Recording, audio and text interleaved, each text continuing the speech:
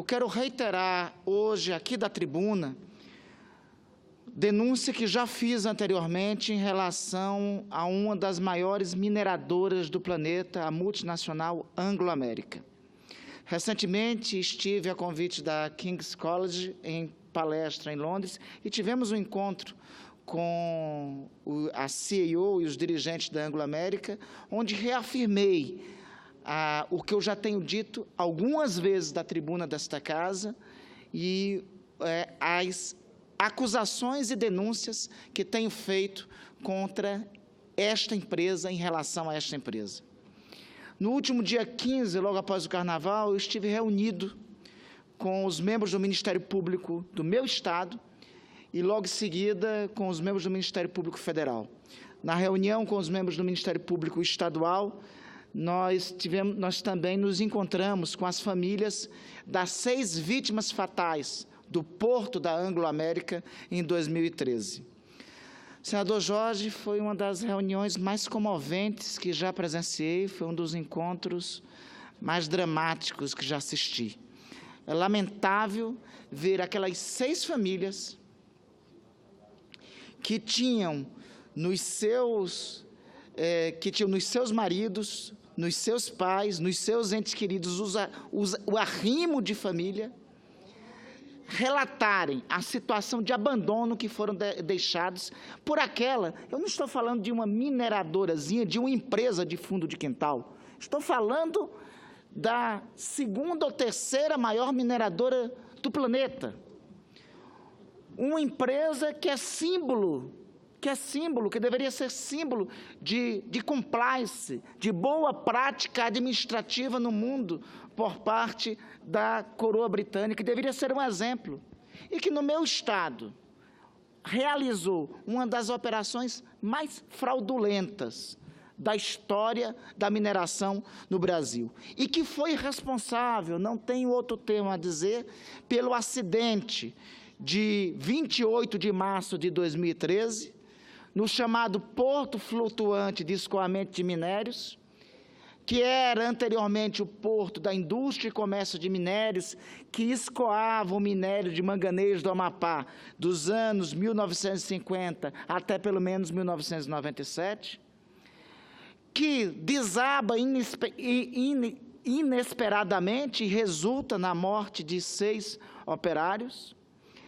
As causas desse acidente ainda hoje são, senador Jorge Viana, investigadas, mas o laudo de uma seguradora da Itaú afirma concretamente que houve agravamento do risco sem o devido aviso à seguradora. A seguradora, no laudo do desabamento do porto, destaca que a exploração do minério de manganês extrapolou a capacidade de armazenamento de minérios no porto. Há, de igual forma, um relatório técnico do Ministério Público do Trabalho, em que, em fiscalização realizada pelo Grupo Móvel Nacional de Inspeção do Trabalho Portuário e Aquaviário, realizado no mês de abril de 2012, um ano antes do incidente, já apontava diversas irregularidades, dentre elas, o inadequado empilhamento de carga.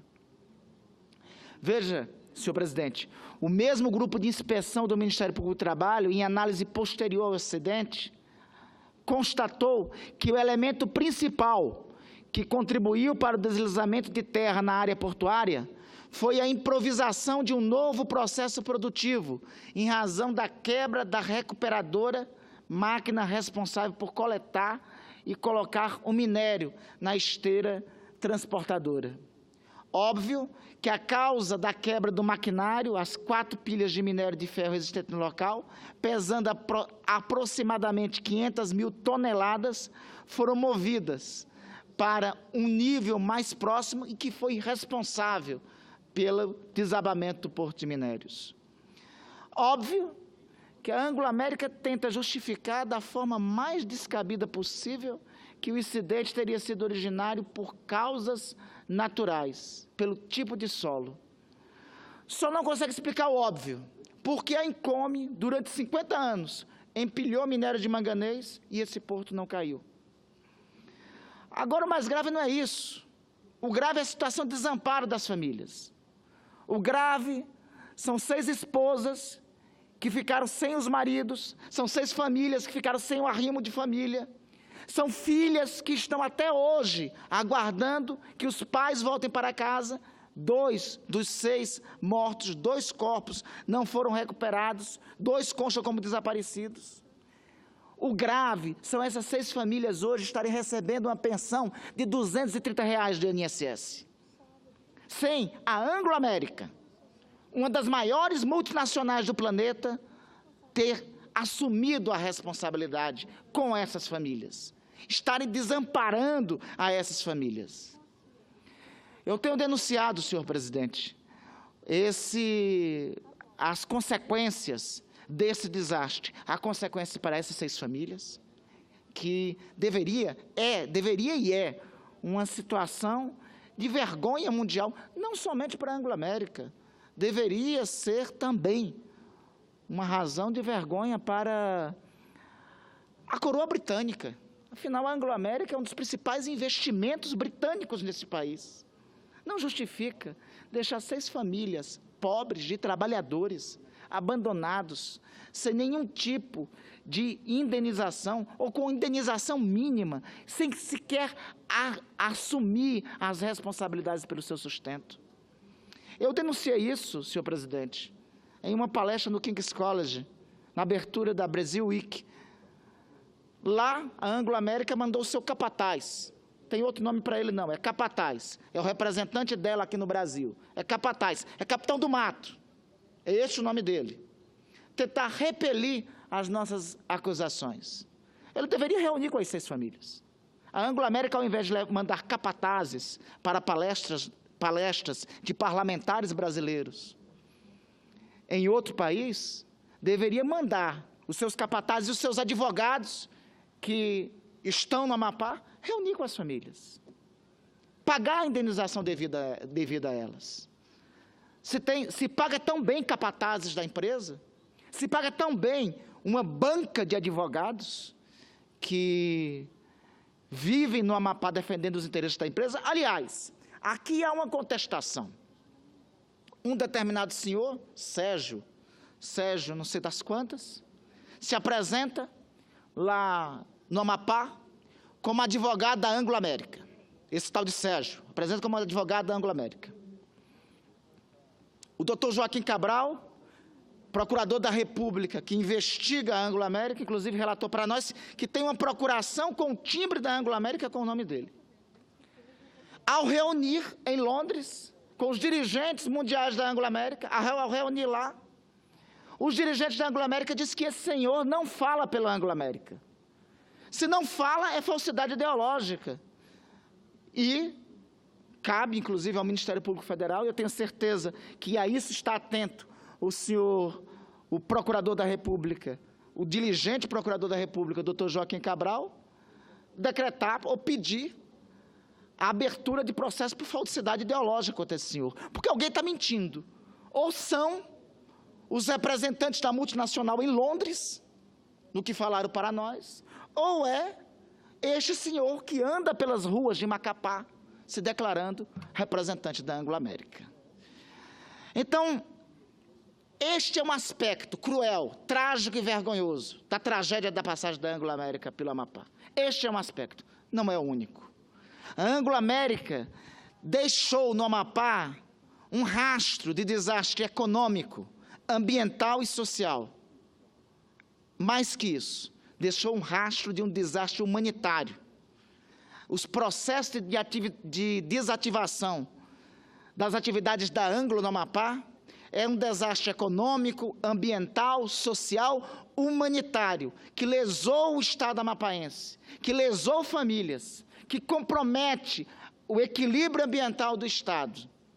É um processo manchado por sangue e por corrupção. Em 2008, esta empresa assumiu os passivos da antiga MMX, numa transação que envolveu 5,5 bilhões de dólares.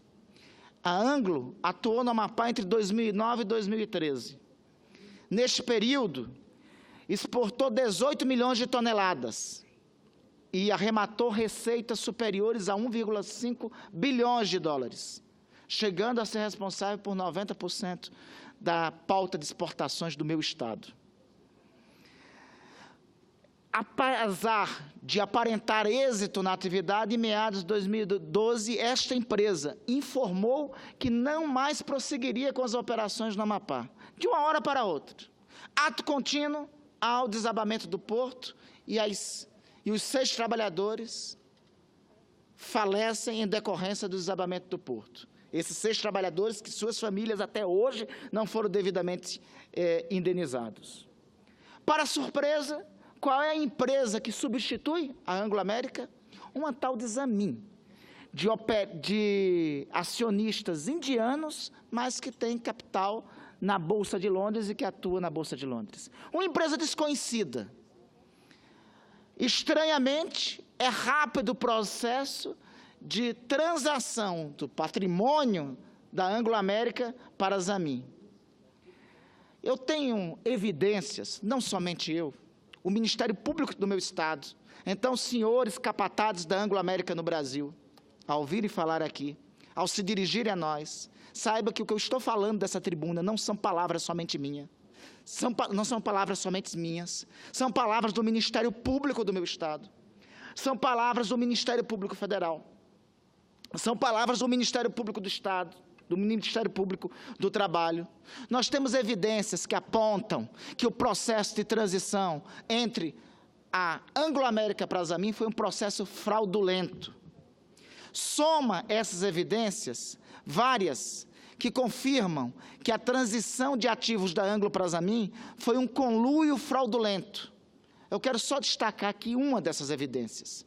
A transferência da concessão da estrada de ferro do Amapá, da ferrovia que liga a mina ao porto, que liga a mina ao dito porto de minérios, que desabou em 2013. Esta transferência é investigada pela Polícia Federal e pelo Ministério Público Estadual, por suposto pagamento de 11 milhões em propinas pela mineradora Zamin a representantes da Assembleia Legislativa. Isso é objeto de uma operação conduzida pelo Ministério Público do Estado, chamado Caminhos do Ferro, que culminou em 2016, em uma série de mandados de prisão e 8 mandados de busca e apreensão. Outro indício também concreto é que os advogados da Zamin, os advogados que atuam para a Anglo-América, são os mesmos que atuam para a Zamin. O outro indício é uma prova que consta no processo da Operação Caminhos do Ferro, que indica que a Zamin e a Anglo-América eram somente uma sociedade. Fica patente, senhor presidente, que a Zamin nunca pretendeu explorar o minério de ferro, mas sim aceitou assumir o desonroso papel de desmobilizar as atividades de mineração do Amapá da pior forma possível, causando enormes prejuízos ao Estado, ao povo amapaense, sacrificando vidas e deixando um rastro de corrupção na Assembleia Legislativa do meu Estado. Essa suspeita se fortalece com um conjunto de outras evidências. No início de 2014, a Zamin paralisou a obra de reconstrução do Porto de Minérios. Em abril de 2014, menos de 5 meses após assumir a operação, a Zamin também desativou totalmente a lavra do minério. Para que uma empresa assume a lavra de minério para desativar logo em seguida? Em dezembro de 2014, esta mesma empresa também descontinuou as operações da Estrada de Ferro do Amapá, prejudicando um conjunto de outros empreendimentos, prejudicando o escoamento agrícola do meu estado. Hoje, a Estrada de Ferro do Amapá encontra-se totalmente abandonada pela cumplicidade. Eu não vou responsabilizar aqui a Zamin. A Zamin é subsidiária da Anglo-América. A Anglo-América, a principal empresa da coroa britânica, que atua no Brasil, é responsável no meu estado pelos piores crimes, à nossa economia e ao povo amapaense. Está patente, senhor presidente, que apenas um ano após ter adquirido os direitos de exploração e exportação do minério de ferro no Amapá, a Zamin colocou fim às suas atividades. Está patente que a Zamin deixou um conjunto de dívidas no meu estado que soma R$ 1 bilhão, relegando a uma situação pré-falimentar mais de 30 fornecedores de pequeno e médio portes, relegando a não pagar direitos trabalhistas a mais de 1.500 trabalhadores, além de outras centenas de fornecedores, e não recolher os tributos devidos à União e ao meu Estado. Dessa forma, não tem outra conclusão aqui a destacar, de que a Asamin foi testa de ferro da Anglo-América nas operações no Amapá. E aqui eu quero reafirmar o que anteriormente destaquei em palestra no King's College. Acuso, responsabilizo a Anglo-América pela morte de 6 trabalhadores amapaenses e pela não indenização às famílias desses trabalhadores. Responsabilizo esta empresa pelos graves danos e riscos ao meio ambiente que podem ocorrer com a possível eclosão da barragem de rejeitos de minérios localizado na região do Amapari e impor um acidente no Amapá de consequências tão trágicas quanto foi o acidente de Mariana. Reafirma a acusação aqui sobre os prejuízos econômicos a toda a cadeia produtiva ligada à mineração. Inviabilização da principal atividade econômica do Estado pelo sucateamento da estrada de ferro do Amapá. Pelo sucateamento do principal ponto de extração e exportação de minérios em meu Estado. Descumprimento imediato de um conjunto de termos de ajuste de conduta por parte do Ministério Público do Estado. De imediato, senhor presidente, eu quero mais uma vez, e ao concluir, apelar dessa tribuna.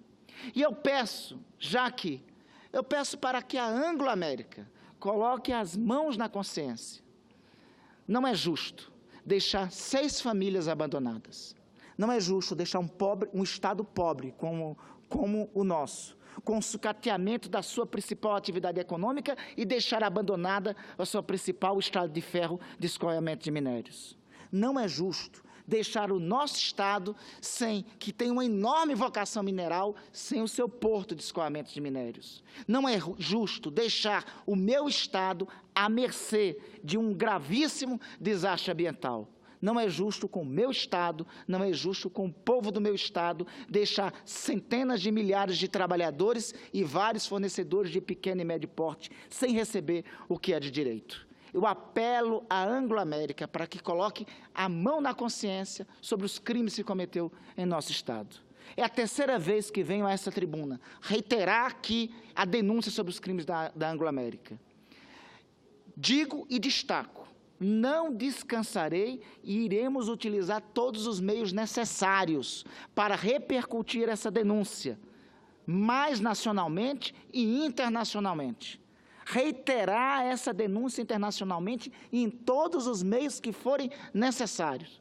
E o que uma empresa deste porte, repito, uma das 3 multinacionais do planeta, cometeu de crimes no Amapá e com famílias amapaenses. Por fim, apelo aqui à Embaixada Britânica no Brasil, à Coroa Britânica, tão zelosa pelos seus investimentos em nosso país e que tem investimentos honrados em nosso país, para que faça a intermediação necessária e devida.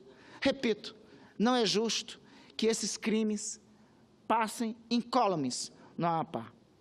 Por fim, e agora sim, em definitivo, quero aqui saudar a atuação do Ministério Público Estadual, do Ministério Público do Trabalho, do Ministério Público Federal, em especial na figura do Dr. Joaquim Cabral, que é o procurador que solicitou o bloqueio de R$100 milhões da Anglo-América, e apelar aqui à Justiça Federal do Amapá, que atenda o quanto antes o pedido do Ministério Público Federal do meu Estado e bloqueie os ativos da Anglo-América no valor de R$100 milhões para garantir, no mínimo, que os direitos aos trabalhadores sejam assegurados e sejam pagos. Obrigado pela tolerância, senhor presidente.